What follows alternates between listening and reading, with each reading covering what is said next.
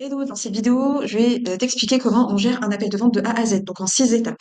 Alors que tu sois, à partir du moment où tu vends de l'accompagnement, que tu sois coach, thérapeute ou autre, que tu vends de l'accompagnement, que tu vends soit du middle, soit du high ticket, mais plutôt du high ticket, je dirais à partir de 1 000 € à peu près. Si tu vends un petit peu en dessous, ça te concerne quand même, hein. Si tu vends avec plusieurs centaines d'euros, ça te concerne aussi. Mais c'est surtout pour les personnes qui vendent du high ticket, eh bien, je vais te montrer comment faire. Que tu aies déjà fait des appels de vente, et que t'aies du mal justement à convertir ou que ton taux de closing, c'est-à-dire le nombre de personnes que tu signes n'est pas est inférieur à, on va dire, à 10%, 20%, par exemple, eh bien, tu as tout intérêt, ou même inférieur à 30%, tu as intérêt à améliorer en fait ton process de vente. C'est qu'en fait, il y a quelque chose qui va pas. Soit quelque chose qui va pas en amont, c'est-à-dire la qualité de ton prospect, t'attires des personnes qui font pas vraiment, qui sont pas qualifiées, ou alors c'est la manière dont tu gères tes appels. Donc là, on va vraiment voir les appels. Ou par exemple aussi, ça peut te concerner si t'as pas du tout fait d'appel de vente et que tu commences à peine à mettre la tête dedans et que tu sens bah, que tu vends un tarif qui fait que les gens ont besoin de t'avoir au téléphone, parce qu'il faut créer la confiance. Les gens mettent pas une certaine somme d'argent sans avoir quelqu'un en direct. Ça arrive que les gens achètent directement, mais c'est assez rare. Eh bien, tu sens que tu as besoin de te former à l'appel de vente. Cette vidéo, elle est faite pour toi, reste bien jusqu'au bout. Alors moi, qui je suis rapidement pour les personnes qui me connaissent pas, je m'appelle Raja et je suis coach business pour les femmes ambitieuses. Donc, les femmes qui proposent l'accompagnement, que ce soit des coachs ou des thérapeutes, je les accompagne à pouvoir vivre sereinement de leur activité sans s'épuiser. Et je leur transmets ma méthode. Donc il y a une vidéo sur ma chaîne YouTube par rapport à ma méthode si tu souhaites par la suite voir. Ouais, donc n'hésitez pas à liker, commenter. Sous la vidéo, il y a un lien pour prendre rendez-vous et aussi pour aller discuter avec moi sur Insta. Là, on va attaquer rapidement la vidéo. Donc, alors, il y a un truc que je vois chez beaucoup de femmes entrepreneurs, surtout quand elles commencent, mais même quand elles sont à un stade avancé parfois, c'est qu'elles improvisent les appels de vente, elles sont pas formées au closing. Elles sont pas formées au closing. C'est catastrophique. Parce que un appel de vente, ça s'improvise pas. Il y a des étapes. Il faut connaître la psychologie de ton prospect. Il y a des étapes. Donc on va les voir juste après.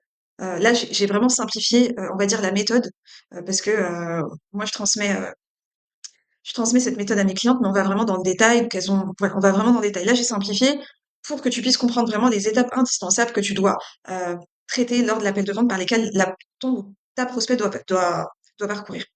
Là où, enfin, le chemin par lequel tu dois la faire passer ou le faire passer. Donc, on n'improvise pas. On n'improvise pas. Il faut aussi savoir gérer les objections. Donc, ça j'en ferai une vidéo par la suite.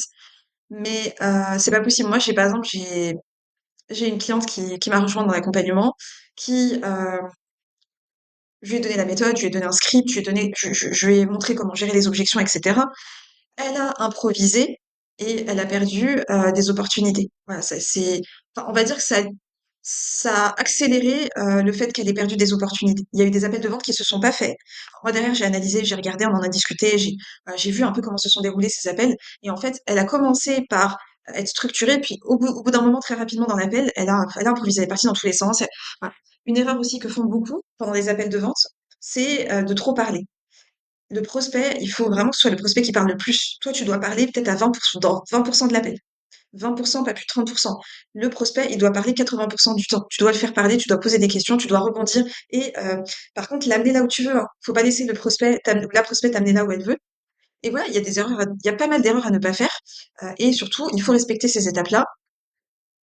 Donc, à partir du moment où tu as une personne qui est qualifiée, qui fait partie de ta cible, qui est prête maintenant à passer à l'action, qui a envie de changer sa vie, qui a l'énergie et le temps pour ça, eh bien, normalement, c'est une personne qui est qualifiée et qui, avec, avec laquelle tu as des chances de vendre ton accompagnement, à condition, bien entendu, de gérer les objections pendant l'appel. Mais là, on va voir plutôt les étapes. Alors, l'étape 1, quand tu as la personne en appel de vente, le truc, c'est de clarifier. Donc déjà, même avant cette étape, je reviens en arrière, quand tu as la personne en appel de vente, tu commences, tu dis bonjour, comment ça va, comment s'est passée ta semaine. En fait, il y a un espèce de icebreaker, donc on casse la glace un peu. La personne, elle est stressée quand elle arrive en appel de vente. Souvent, c'est le cas. Elle est stressée parce qu'elle sait que tu vas vouloir lui vendre quelque chose, etc. Enfin, tu vas sûrement lui proposer quelque chose. Bien entendu, on propose que si c'est adapté à la personne, hein. On va pas proposer une offre alors que la personne, en fait, c'est pas adapté à elle, ou il y a quelque chose qui fait que c'est pas le moment pour elle, ou autre, je ne sais quoi. Donc, elle sait quand même que tu vas lui proposer quelque chose, donc en fait, elle est stressée. Elle est stressée, donc on casse la glace. Voilà, on crée un petit lien émotionnel au début de l'appel.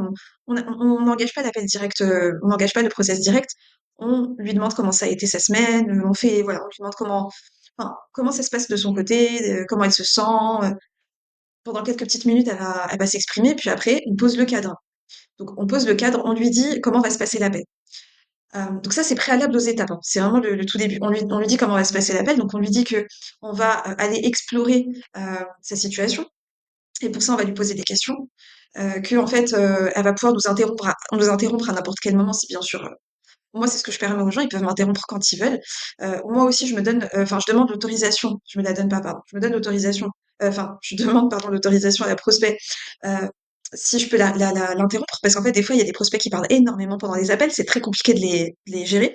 Donc, il faut, dès le départ, au début de l'appel, dire à la personne, lui demander, est-ce que tu m'autorises, si je vois que l'appel dévie de son objectif, t'interrompre, te couper pour pouvoir rediriger l'appel. Et là, vous lui demandez son autorisation, normalement, elle vous dit oui. Si vous enregistrez l'appel, il faut lui demander son autorisation. Enfin, au début, vous lui dites, est-ce que ça te gêne que qu'on enregistre l'appel? Moi, par exemple, j'utilise une intelligence artificielle qui enregistre l'appel et qui retranscrit tout. Et du coup, elle se connecte directement. Donc, généralement, ce que je fais, bon, je le fais pas toujours, mais j'essaie d'y penser, de demander à la personne si ça la dérange. Voilà. Moi, dans mon calendrier, je mentionne que l'appel va être enregistré, mais que la personne n'est pas obligée de mettre la caméra. Voilà, ça, c'est des choses avant d'engager le process, les étapes. Une fois qu'on a posé le cadre, donc on pose le cadre, voilà, on lui dit: «Est-ce que c'est OK pour toi?» Et si elle dit OK, c'est qu'elle est d'accord avec le cadre. Donc là, on va asseoir notre position d'autorité. On a le lead. Hem, L'erreur aussi à ne pas faire, c'est de laisser la personne trop parler, trop parler dès le départ. Vraiment, elle vous emmène dans tous les sens, elle parle de tout et de rien, ça n'a plus aucun sens, il faut la recadrer. L'appel, en fait, c'est nous, qui dirigeons l'appel, c'est pas le prospect. Si le prospect, il sent que c'est lui qui dirige l'appel, il va pas te respecter. Tu vas perdre ta position de leader pendant l'appel. Tu vas perdre ton leadership et en fait, tu seras pas du tout crédible après. Bon, on attaque sur l'étape numéro 1, c'est clarifier. Clarifier pourquoi elle a réservé l'appel, il ou elle, hein. Donc là, on va lui poser des questions pour comprendre sa situation actuelle. Déjà, qu'est-ce qui a créé le déclic? Qu'est-ce qui a fait qu'elle a pris un appel, hein? Pourquoi elle a pris un appel maintenant et pas dans 3 mois, pas dans 6 mois? Ça, c'est important de le savoir. En fait, le truc, c'est, on va lui poser des questions pour qu'elle verbalise. Nous, on va pas verbaliser à sa place, on va lui faire verbaliser des choses. Elle va s'entendre dire des choses qui vont elle va avoir des prises de conscience pendant l'appel. Et en fait, quand elle va verbaliser des choses, bah, en fait, ça va être difficile pour elle de nier ces choses-là par la suite, notamment quand on va dérouler l'offre. Voilà, et ça va être beaucoup plus facile pour nous aussi de gérer les objections. Là, on va lui demander dans quelle situation elle est, où est-ce qu'elle en est. Voilà, moi, par exemple, j'ai des femmes qui veulent développer leur business, elles me contactent. C'est souvent des coachs et des thérapeutes, donc je leur demande où est-ce qu'elles en sont. Depuis quand elles se sont lancées? C'est quoi leur offre? C'est quoi les tarifs? Combien de clients elles ont eu jusqu'à maintenant? Voilà, c'est combien de clients elles ont chaque mois? On regarde un peu la situation de la personne aujourd'hui. Donc, voilà, qu'est-ce qui fait qu'aujourd'hui elle est là? C'est quoi la douleur? C'est quoi le problème, en fait? Et qu'est-ce qu'elle veut? Donc, c'est la douleur et le désir. Qu'est-ce qu'elle veut, en fait, à la place de ce problème-là? Donc là, on lui pose des questions par rapport à ça. Si on fait pas cette étape de clarté, c'est très difficile de vendre derrière. Déjà, on est mal parti. Si on zappe cette étape, alors là, c'est très mal parti. Ça va être très compliqué de vendre. Deuxième étape, enfin de vendre, de l'aider, parce qu'en fait, vendre, c'est aider, hein, je précise. Euh, L'étape de reformuler. Donc là, on reformule. Normalement, si tout va bien, euh, on a normalement, ce que je conseille, hein, franchement, moi, j'évite de faire de la prise de notes sur ordinateur. Moi, je fais mes appels, je fais mon Zoom sur ordinateur, mais j'évite de faire de la prise de notes sur ordinateur. J'ai une feuille et un stylo à l'ancienne. Une feuille et un stylo à l'ancienne. J'ai mon intelligence artificielle qui prend des notes, mais moi, je prends vraiment des notes les moments de l'appel qui sont les plus importants. Pourquoi je note? Déjà pour reformuler. Donc, quand on a clarifié la situation de la personne, là, on arrive à l'étape 2, on va reformuler. En gros, on va reprendre les mots de la personne, les mots exacts, et on va lui dire, si je comprends bien, eh bien, tu es dans telle et telle situation, voilà ta situation aujourd'hui, voilà ce qui te fait souffrir et voilà ce que tu veux à la place. Et normalement, elle doit te dire oui, c'est ça. Et en fait, quand elle va t'entendre reformuler, ça va ancrer en fait le fait qu'elle a, voilà, ça va vraiment ancrer. euh, Elle va prendre conscience en fait de sa situation et ça va ancrer, ça va acter en fait, ça va boucler un peu cette partie-là de clarification et en fait, ça va poser noir sur blanc les éléments qu'elle t'a donnés. Donc, le fait de reformuler, ça te permet aussi d'être sûr de pas être à côté de la plaque parce que, en fait, le risque dans un appel de vente, c'est que tu fasses des déductions. Tu vas déduire à la place de la personne. Tu vas dire, ah, peut-être elle est dans telle situation, elle est peut-être là, elle fait ci, elle a peut-être fait ci, elle a peut-être fait ça. Non. On ne projette rien sur la personne. On lui pose des questions, on l'écoute, on prend en compte ce qu'elle dit. On n'essaye pas de deviner des choses qu'elle n'a pas dites. On n'essaye pas de déduire des choses qu'elle n'a pas dit. On n'essaye pas de projeter sur elle des choses. L'étape 3, explorer. Donc là, explorer ce qu'elle a déjà essayé. Là, on va essayer de savoir qu'est-ce qu'elle a essayé qui n'a pas marché, puisque si ça avait marché, elle serait pas là. Pourquoi ça n'a pas marché? Qu'est-ce qui manque aujourd'hui, en fait? Qu'est-ce qui lui manque pour réussir, d'après elle? Qu'est-ce qui n'a pas marché? Donc là, on lui pose la question. Par exemple, moi, je lui dis, voilà, qu'est-ce que tu as essayé jusqu'à maintenant? Elle va me dire, voilà, j'ai essayé ci, telle méthode, je suis passée par tel coach, blablabla. Et je vais lui dire, ok, mais d'après toi, qu'est-ce qui a manqué pour que ça réussisse? Qu'est-ce qui a fait que ça n'a pas réussi? Quel a été l'élément manquant? Ben voilà, par exemple, elle va me dire, voilà, j'ai essayé toute seule, j'ai tout fait toute seule, j'ai essayé toute seule, j'ai essayé plein de trucs toute seule. Et moi, je vais lui dire, qu'est-ce qui a manqué jusqu'à maintenant? Bah, peut-être qu'elle va me dire, j'avais peut-être besoin d'être accompagnée, j'ai tout fait toute seule, j'ai jamais été accompagnée, je vois que ça n'a pas marché, bah, peut-être que j'ai besoin d'un accompagnement. En fait, elle va verbaliser, on va voir un peu comment elle perçoit son problème, enfin, est-ce qu'elle a, où est-ce qu'elle en est dans sa tête par rapport à son vécu. Et en fait, le but, c'est de lui faire verbaliser. L'objectif, c'est de lui montrer que son échec est normal. Déjà, ça la rassure et lui faire comprendre qu'elle ne manque pas de volonté, mais de méthode. Généralement, c'est la méthode ou elle manque d'une méthode, que ce soit, en fait, que tu sois thérapeute et que tu veuilles vendre ton accompagnement, elle manque d'une méthode thérapeutique. Moi, je suis business coach. Moi, souvent, j'ai des prospects, elles manquent de méthode business, d'une méthode stratégique, d'une méthode qui va leur permettre de faire plus d'argent et de débloquer leur business. En fait, voilà, en fonction de ton domaine, quand tu fais de l'accompagnement, normalement, tu as une méthode, tu as une manière de faire. Donc voilà. Et peut-être qu'elle avait pas ta méthode, elle n'était pas tombée sur toi. euh, et en fait, ou le type de méthode que tu proposes, le type de solution, et du coup, bah, peut-être que c'est ça dont elle a besoin. Et voilà. Et le truc, c'est qu'elle verbalise la chose. Ensuite, étape 4, présenter ton offre. Donc déjà, un peu avant l'étape 4, ce qu'on fait, c'est qu'on évalue si on peut l'accompagner ou pas. Avec tout ce qu'elle nous a dit, si tout va bien, si elle nous a parlé d'un problème qu'on est capable de résoudre nous, en tant qu'accompagnant, coach, thérapeute, etc., et que tu es capable de résoudre, si elle te parle d'un problème que tu es capable de résoudre, d'un désir, d'une transformation que tu es vers laquelle tu es capable de l'amener, et bien là, tu lui dis, OK, avec tout ce que tu m'as dit, tous les drapeaux sont au vert, je peux t'accompagner. Est-ce que tu souhaites que je te présente mon offre? On lui demande toujours l'autorisation. On ne n'enchaîne pas directement comme ça. Si tu te rends compte que la personne, finalement, il y a quelque chose qui fait qu'elle n'est pas vraiment qualifiée et que tu pensais qu'elle faisait partie de ton avatar idéal, mais en fait, il y a quelque chose dans la phase précédente, dans les 3 premières étapes précédentes qui font que tu te dis, oula, voilà, il y a X ou Y, Z qui fait que tu peux pas, tu te dis non, je peux pas l'accompagner. Ça bloque, en fait. Eh bien, tu présentes pas l'offre, tu lui dis, écoute, on arrête l'appel. L'appel, on l'arrête maintenant. Soit cette personne, c'est fini, c'est terminé, et tu l'écartes, gentiment, respectueusement. Soit tu arrêtes l'appel, parce que tu t'es rendu compte qu'elle n'était pas prête maintenant, que ça allait être une perte de temps de lui proposer quelque chose. Dans ce cas-là, tu la gardes dans ta base de données, dans ton CRM, et tu fais du suivi. Tu fais du suivi, tu lui envoies des ressources gratuites pendant un certain temps, et à un moment donné, ben, tu prends de ses nouvelles, et si à un moment donné, ben, on va dire, elle a dépassé le blocage, on va dire, ce qui a empêché que l'appel soit mené jusqu'au bout, ben là, tu peux lui proposer un appel. Donc là, on est dans l'étape 4. Là, normalement, on arrive à cette étape quand la prospect, ben, c'est vraiment une prospect qu'on peut aider. Il y a tous les feux sont ouverts. Donc, normalement, quand tu fais un appel de vente, avant même de commencer à faire des appels de vente, tu dois savoir les cases que doit cocher ton prospect. C'est-à-dire que s'il y a tel et tel élément pendant l'appel, je peux lui présenter mon offre, mais il manque tel et tel élément, je ne pourrai pas lui présenter mon offre. Ça doit être clair dans ta tête, parce que si c'est pas clair, tu vas faire des appels de vente avec des gens qui vont te faire perdre du temps, et tu vas leur faire perdre leur temps aussi. Et tu vas être frustré, tu vas pas vendre, mais pas parce que tu sais pas closer, tu sais pas gérer un appel de vente, non, mais parce que la personne, elle aurait jamais dû se retrouver en appel de vente, ou alors elle aurait jamais dû t'aurais jamais dû arriver au stade de lui proposer ton offre. Tu aurais dû arrêter à l'étape 3, à la fin de l'étape 1. Donc là, présenter l'offre. En fait, quand on présente l'offre, alors l'erreur que font beaucoup de thérapeutes, de coachs, d'autres personnes qui font de l'accompagnement, c'est que elles présentent les caractéristiques techniques de l'accompagnement. C'est surtout le truc à ne pas faire.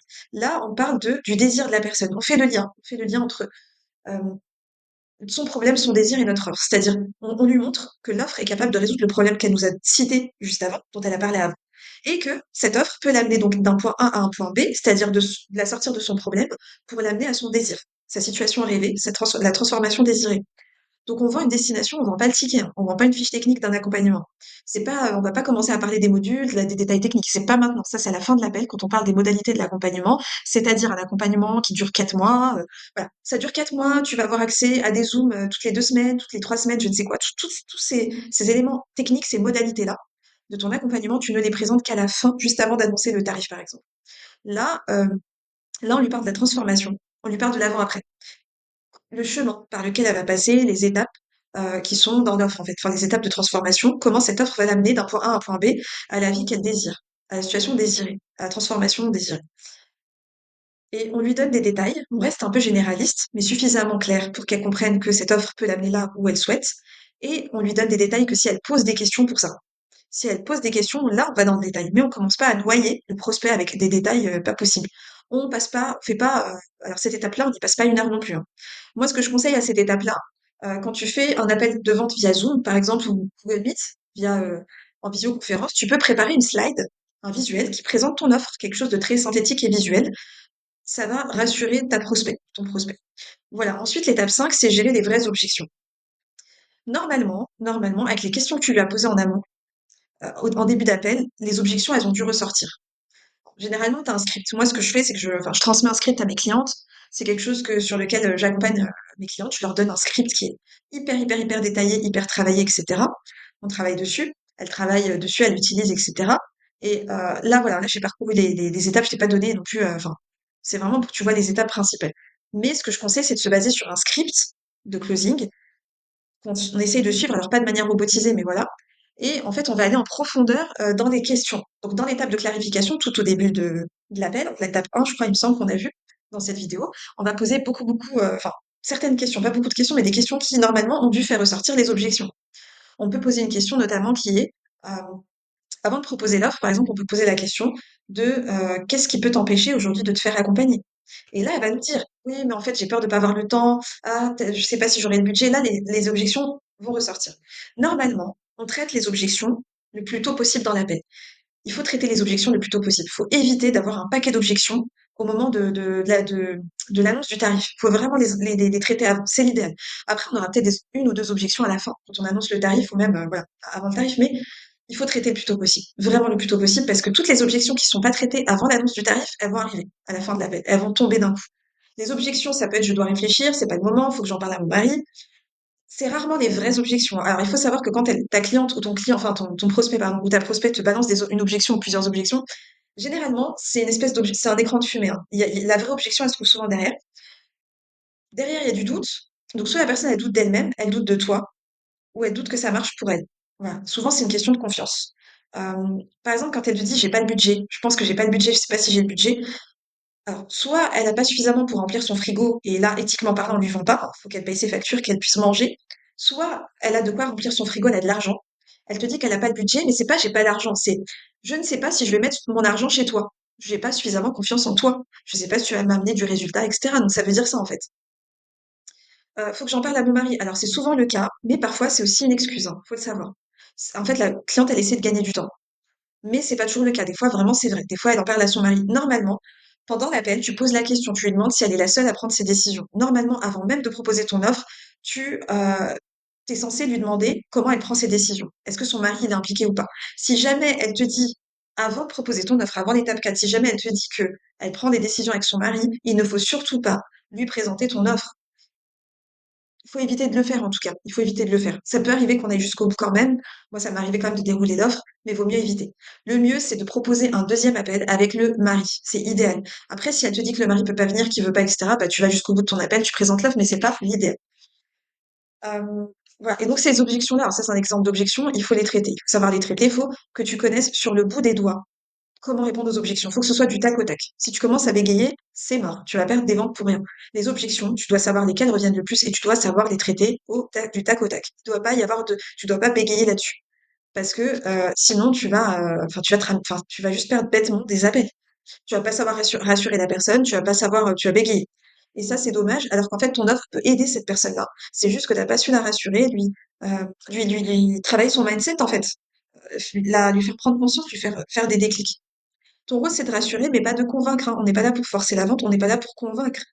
On n'est pas là pour convaincre, t'as pas à convaincre de la valeur de ton offre ou de ta valeur à toi.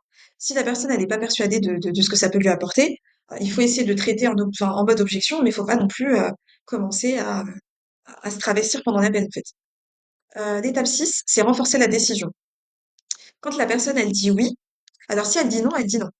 Si tu n'as pas réussi à lever toutes les objections et que finalement elle n'a pas pris de décision et qu'elle a besoin de réfléchir ou de consulter son mari et que tu n'as pas pu faire autrement, ben en fait, il faut planifier un deuxième appel qui va permettre d'avoir la décision, c'est-à-dire un appel durant lequel elle va te dire oui ou non. Cet appel, moi je conseille de le programmer dans les 48 à 72 heures maximum, idéal, parce qu'après le prospect se refroidit. C'est beaucoup plus compliqué après. Et en plus le prospect, en fait, plus tu laisses du temps entre le premier appel, c'est-à-dire le R1 et le deuxième appel, le R2, et plus le prospect pendant cette période-là, il va commencer, la personne elle va commencer à avoir beaucoup de peurs qui vont remonter.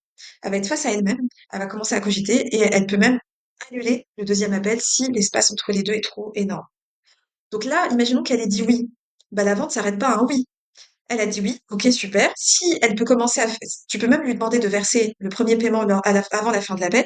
Tu lui dire de faire un premier paiement avant la fin de l'appel. Moi, c'est ce que je fais souvent. Je ne force pas du tout, mais je pousse la personne à s'engager si elle peut tout de suite.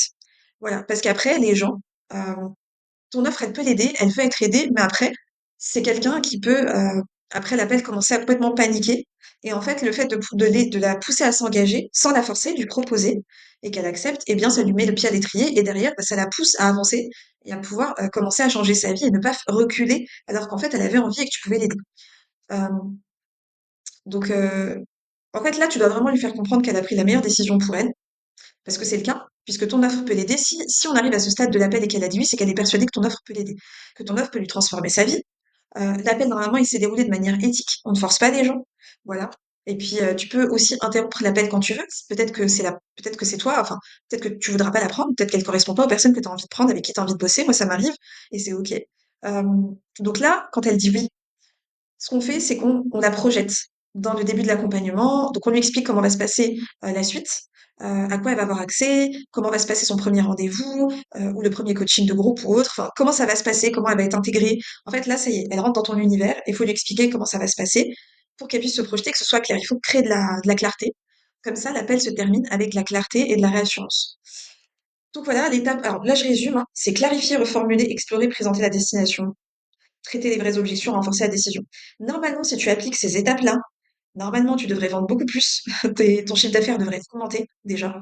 Et puis tu seras perçu beaucoup plus professionnel. Il faut savoir que quand tu cadres un appel de vente et quand tu gères un appel de vente avec des étapes et que tu n'improvises pas, en fait, le prospect est hyper rassuré. Moi, j'ai l'exemple d'une prospect.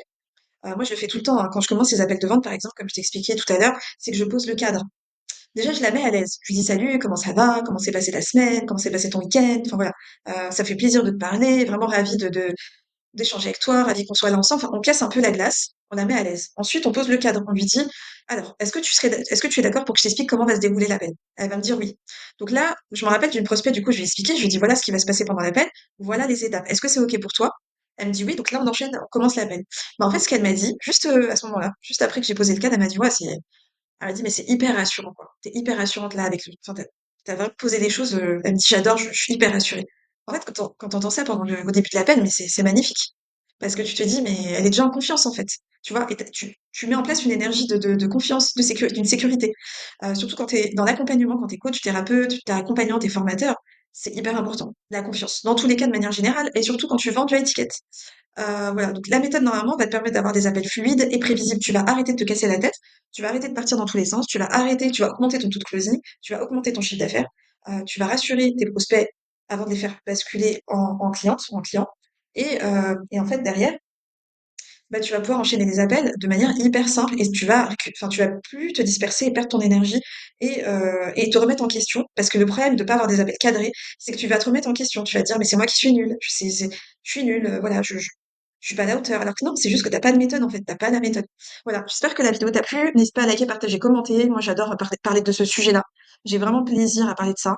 Euh, N'hésite pas à venir, enfin, sous la vidéo, tu peux prendre un appel Calendly si tu souhaites être accompagné, mais ou venir sur Insta. Donc, tu as le lien de mon Insta sous la vidéo, tu peux venir en DM. Tu as juste à taper info et on peut échanger sur ta situation, voilà, comme parler en DM. Et puis après, si tu le souhaites, si tu souhaites aller plus loin, on pourra éventuellement aller sur un appel. Voilà. Moi, je propose des appels audits en ce moment-là, avec des places limitées chaque mois. C'est 20 minutes où j'audite ton business. Donc, le truc, l'objectif, c'est d'identifier en fait les problématiques de ton activité. Alors, c'est uniquement pour les coachs et les thérapeutes qui sont idéalement déjà lancés, mais qui n'arrivent pas à stabiliser leur chiffre d'affaires, qui n'arrivent pas à faire des ventes, ou qui n'arrivent pas à vivre de leur business, ou qui, voilà, qui n'ont pas de méthode, qui galèrent complètement et qui n'arrivent pas à avoir de manière stable des clientes ou des clients chaque mois. 20 minutes durant lesquelles je vais explorer ta situation, on va échanger ensemble et je vais mettre le doigt sur 3 leviers qui vont te permettre de faire d'avancer, de vraiment débloquer ta situation. C'est uniquement pour les femmes, je le répète, les places sont limitées, c'est uniquement pour les femmes qui veulent se bouger, qui sont prêtes à changer leur vie maintenant, qui veulent faire décoller leur business maintenant et qui veulent avoir ce coup de pouce en fait. Voilà, uniquement pour les femmes vraiment prêtes maintenant et qui sont déterminées et qui veulent changer leur business, qui veulent passer à l'action maintenant. Voilà, qui veulent changer leur vie. Donc voilà. Bon, bah les amis, je vous laisse là. Je vous dis à très vite.